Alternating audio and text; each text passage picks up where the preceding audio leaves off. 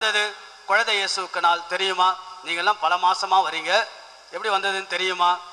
நடந்ததை நான் சொல்கின்றேன். அதான் முதல் புதுமை. இந்த திருத்தலத்தினுடைய ஃபர்ஸ்ட் மிரக்கலே அதுதான். ஏறக்குறைய 40 வருடத்திற்கு முன்பாக அருட்தந்தை ஜான் கொட்டாரம் அவர்தான் இந்த பங்கெல்லாம் உருவாக்கியவர். மீஞ்சூர் பங்கினுடைய ஸ்தாபகர், யூதாத்ததை திருத்தலத்தினுடைய ஸ்தாபகர், பல பங்குகள். இந்த இடமானது சவுக்கு தோப்பு தைலதோப்பால் இருந்தது. தைலதோப்பு நிறைய மணல் பூமி, ஆள் நடமாட்டம் இல்லாத இடம். அப்பொழுது 40 ஆண்டுகளுக்கு முன்பாக அவ்வளவாக போக்குவரத்து வசதிகள் இல்லை. அந்த சூழ்நிலையில அப்பொழுது இருந்த பேராயர் அருளப்பா அவர்கள் இந்த பகுதிக்கு சந்திக்க வருகிறார். அப்பொழுது குழந்தை இயேசு திருத்தலம் எங்குமே இல்லை. அருட்தந்தை ஜான் கொட்டாரம் சொல்லுகிறார், இந்த இடத்தை வாங்கலாம், கோவிலுக்கென்று இந்த இடத்தை வாங்குவோம், குழந்தை இயேசு திருப்பெயரால் ஒரு ஆலயம் கட்டுவோம். பேராயர் என்ன சொன்னார், இதெல்லாம் ஒரு இடமா? சவுக்கு தோப்பு தைலதோப்புமா இருக்கிற இந்த இடம் ஒரு இடமா? ஆகையால இந்த இடம் வேண்டாம் என்று மறுத்து தெரிவித்தார். அருட்தந்தை ஜான் கொட்டாரம் சற்று கவலைப்பட்டார், இருந்தாலும் நம்பிக்கை. பிறகு பேராயர் அவர்கள் இல்லத்திற்கு சென்றார். அவருடைய கழுத்துல பெரிய செயின் இருக்கும், பிஷப்லாம் போட்டிருப்பாங்க, கவனிச்சிருக்கீங்களா? பெரிய செயின் போட்டு சிலுவை அப்படி நல்லா பெருசா இருக்கும். அந்த செயின் தொலைஞ்சு போச்சு. இதை பிஷப் தேடிக்கிட்டு இருக்கிறார் 7-8 நாளாக. பிறகு இங்கேயும் தேடுங்கள் என்று சொல்லப்படுகிறது. பிறகு 7 நாட்கள் அப்போ தேடி இருக்கிறாங்க. 8வது நாள் அந்த செயின் ஆனது கிடைக்கப்பட்டது. இதே பூமியில தான் அந்த செயின் ஆனது மண்ணுக்குள்ளாக புழுதியிலே மறைந்து கொண்டு இருந்தது. அப்ப அந்த செயினை எடுத்துக்கிட்டு ஃபாதர் போறார். பிஷப், நீங்கள் தேடிக்கொண்டிருந்த செயின் இங்கேதான் கிடைத்தது. எப்ப கிடைத்தது? எந்த கிழமை? வியாழக்கிழமை. அந்த இடத்தை வாங்கு, குழந்தை இயேசுக்காக அங்க கோயிலை கட்டு என்று பேராயருடைய உத்தரவின் பேரில் தான் இந்த இடமானது வரப்பட்டது. இதான் ஃபர்ஸ்ட் மிரக்கல். இதான் முதல் புதுமை. அருட்தந்தை ஜான் கொட்டாரம் அவருடைய தொலைநோக்கு, பேராயருடைய ஆசிரும், குழந்தை இயேசுவே இந்த இடத்தில் மாபெரும் புதுமை செய்திருக்க என்றால், இந்த இடம் புதுமையின் பூமி, புண்ணிய பூமி, சொர்க்க பூமியாக பல மக்களுடைய ஆன்மாக்கள் ஈடேற்றம் பெறுகின்ற பூமியாக நாளுக்கு நாள் மாறிக்கொண்டே இருக்கிறது. எத்தனை புதுமைகள் தெரியுமா? பங்கு தந்தையாக பொறுப்பேற்று 20 நாட்கள் தான், 25 நாட்கள். இதில் எத்தனை புதுமைகளை நான் கேட்டுக்கொண்டே இருக்கிறேன். காலை 5:30 மணி முதல் மக்கள் சுற்ற ஆரம்பிக்கிறார்கள், இந்த கோவிலை வலம் வருகிறார்கள். காலையில் ஒரு அம்மா வந்தாங்க, அவருடைய மகள் நியூசிலாந்துல இருக்கிறாங்க. அவருடைய மகளுக்கு குழந்தை பாக்கியம் இல்லை, வேற வழி இல்லாம டெஸ்ட் டியூபின் வழியாக குழந்தை பாக்கியம் பெறலாம் என்று மருத்துவர் சொல்கிறார்கள். 200வது இடத்தில் டெஸ்ட் டியூபுக்குரிய ரெஜிஸ்ட்ரேஷன் நடக்கிறது. இன்னும் 199 பேர் இருக்கிறாங்க. டெஸ்ட் டியூப்ல குழந்தை வரது அது எப்படி வளரும் நமக்கு தெரியாது, out of the natural method. ஆகையால இவங்க குழந்தை இயேசுகிட்ட இங்க வந்து வேண்டிக்கிறாங்க குழந்தை பாக்கியத்திற்காக.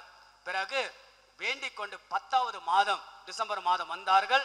அடுத்த 10வது மாதத்திலே குழந்தை தரித்து குழந்தை ஆசீர்வாதம் பெற்றார்கள்.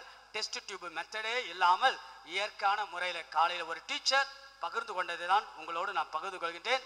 நடந்தது நியூசிலாந்துல நடைபெற்றது. இங்க இருக்கக்கூடிய குழந்தை இயேசுடைய அருளால். ஆகையால் இதுவும் ஒரு புதுமையாக உங்களுக்கு சொல்லுகின்றேன். இதற்கெல்லாம் நாம் கரவொலி எழுப்பி நம்முடைய குழந்தை இயேசுவுக்கு நன்றியாக. இது போன்ற எண்ணில் அடங்கா புதுமைகள் உங்களை சொன்னால் எழுந்து சொல்லுங்கள் என்றால் நீங்கள் சொல்லிக்கொண்டே இருப்பீர்கள். குழந்தை ஆசீர்வாதம் ஃபாதர், வேண்டுதலுக்காக வரனுக்காக வந்த ஃபாதர், இது போன்ற நிறைய புதுமைகள். இந்த இடம் நீங்க பாத்தீங்களா? இந்த இடம் கத்தோலிக்கர்களுக்கு மட்டுமல்ல, இது எல்லாருக்கும் பொதுவான இடமாக மாறுகிறது. இனம், சாதி, சமயம் எல்லாவற்றையும் தாண்டி எல்லா மக்களும் வந்து குவிகின்ற, சேருகின்ற, பெறுகின்ற, அனுபவிக்கின்ற ஒரு அழகான இடம்தான் இந்த குழந்தை இயேசுடைய அழகான திருத்தலம். பயன்பெறுங்கள். இந்த திருத்தலத்தின் 2வது சிறப்பு, தமிழகத்தினுடைய குழந்தை இயேசுவுக்காக கட்டப்பட்ட the first church இதுதான். குழந்தை இயேசுவுக்காக கட்டப்பட்ட தமிழகத்தினுடைய முதல் கோவில் இதுதான். ஏறக்குறைய 40 ஆண்டுகளுக்கு முன்பாக குழந்தை இயேசு பக்தி இல்லை. விவேக் நகர் கர்நாடகால பெங்களூர்ல இருந்தது. பிறகு அருட்தந்தை கொட்டாரம் அவர்களுடைய மாபெரும் முயற்சியும் அந்த தொலைநோக்கு பார்வைதான் குழந்தை இயேசுவுக்கென்று தமிழகத்திலேயே முதலாக சென்னையிலே நமக்கென்று அமைந்த இடம்தான் இந்த இடம். ஆகையால் மீண்டும் ஒரு முறை கரவொலி எழுப்பி நம்முடைய நன்றிகளை மகிமையாக குழந்தை இயேசுக்கு. ஆகையால் அன்பார்ந்த இறை மக்களே, இது போன்ற எண்ணில் அடங்கா புதுமையும் மகிமையும் அடங்கிய இந்த திருத்தலத்தை பயன்படுத்துங்கள். வாருங்கள். இன்னைக்கு என்ன தேதி? தேதி என்ன? 6. தேதி என்ன? 6, 7, 8 இல்ல ஃபாதர் 32 ஃபாதர்னா தெரியாது. 33 ஃபாதர் கூட்டிக்குங்க ஃபாதர். 3, 3, 6.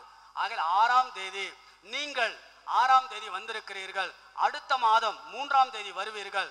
நீங்கள் அடுத்த மாதம் வருகின்ற பொழுது குறைந்தபட்சம் 6 பேருக்கு சொல்லுங்கள், 3 பேரை அழைத்து கொண்டு வாருங்கள். 6ஆம் தேதி 6 பேருக்கு சொல்லுங்கள். குழந்தை இயேசுனுடைய நன்மையும் அனுபவத்தையும் சொல்லுவது உங்கள் கடமை, அழைத்து வருவது இறைவனுடைய சித்தம். ஆகிய அடுத்த மாதம் ஆகஸ்ட் மாதம் 3ஆம் தேதி வருகிறது.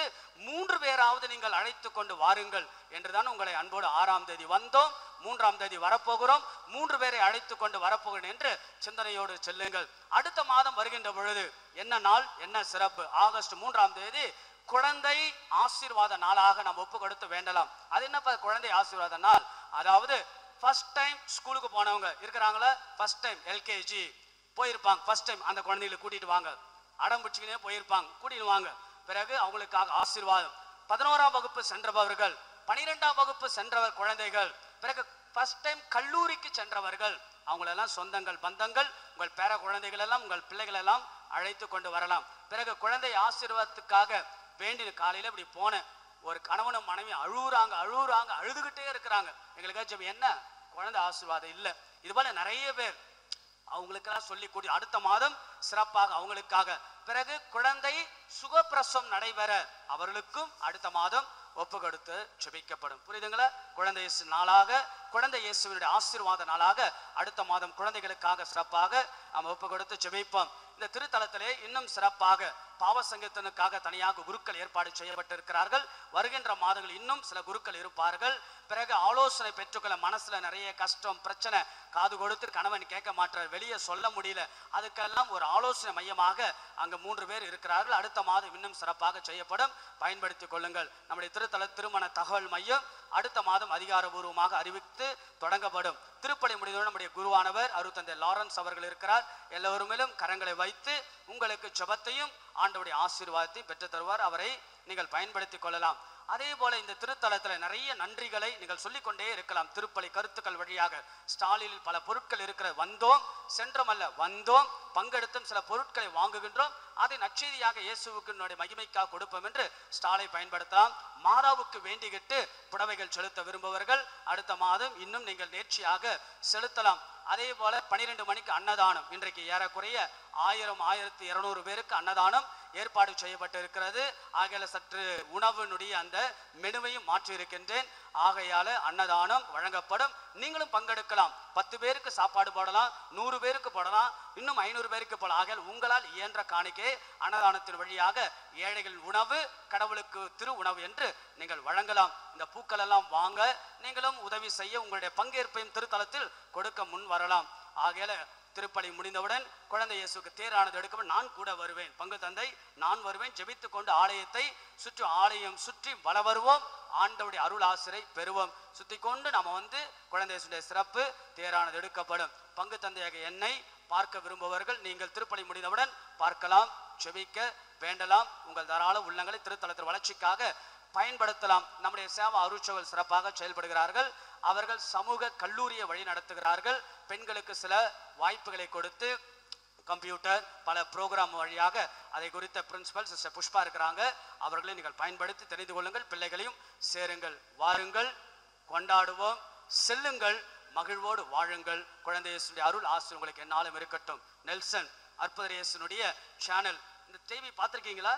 அற்புதர் இயேசு நெல்சன் அன்னைக்கு என்னோட சொல்லி கொண்டார். எத்தனை வருஷமா வச்சிருக்க நெல்சன்? 8 வருஷமா.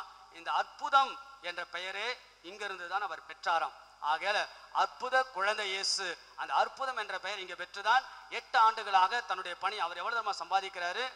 ஐடியில இருந்து ஏறக்குறைய 20,000-30,000. ஆனா அது எனக்கு வேண்டாம், குழந்தை இயேசுவினுடைய மகிமைக்காக இந்த சேனல் மூலமாக நான் இயேசுவை எடுத்துச் செல்வேன் என்று அந்த நபர் நம்பிக்கையோடு அவர் செய்கின்றார். அற்புதமான பணிகள். 10:30 மணி, ஒவ்வொரு மாதமும் 10:30 மணி அவருடைய தொலைக்காட்சியில் வரும், பல இடங்களுக்கு செல்லும். அவரை தொடர்பு கொண்டு எத்தனை மணிக்கு யூடியூப்ல போடுவீங்களா? யூடியூப்ல போடுவாங்க. அற்புத இயேசு சேனலில் இந்த திருப்பலி ஒளிபரப்பப்படும். அவருக்கு நம்முடைய கரவொலி எழுப்பி நம்முடைய வாழ்த்துக்களாக தெரிவித்துக் கொள்வோம். இது போன்ற எண்ணற்ற புதுமைகளை மகிமையில் அனுபவியுங்கள், மகிழ்ச்சியோடு கொண்டாடுங்கள். கடவுளை நம்புங்கள், கடவுளை தேடுங்கள். நம்புவோம், நாடுவோம், நலம் பெறுவோம். பாடவர் குழுவினருக்கு நம்முடைய சிறப்பான கரவொலி எழுப்பி வாழ்த்துக்களை நாம் தெரிவித்துக் கொள்வோம். God bless you. எழுந்து நிற்போம். ஆண்டவருடைய ஆசீர்வாதத்திற்காக நாம் ஜெபிப்போம்.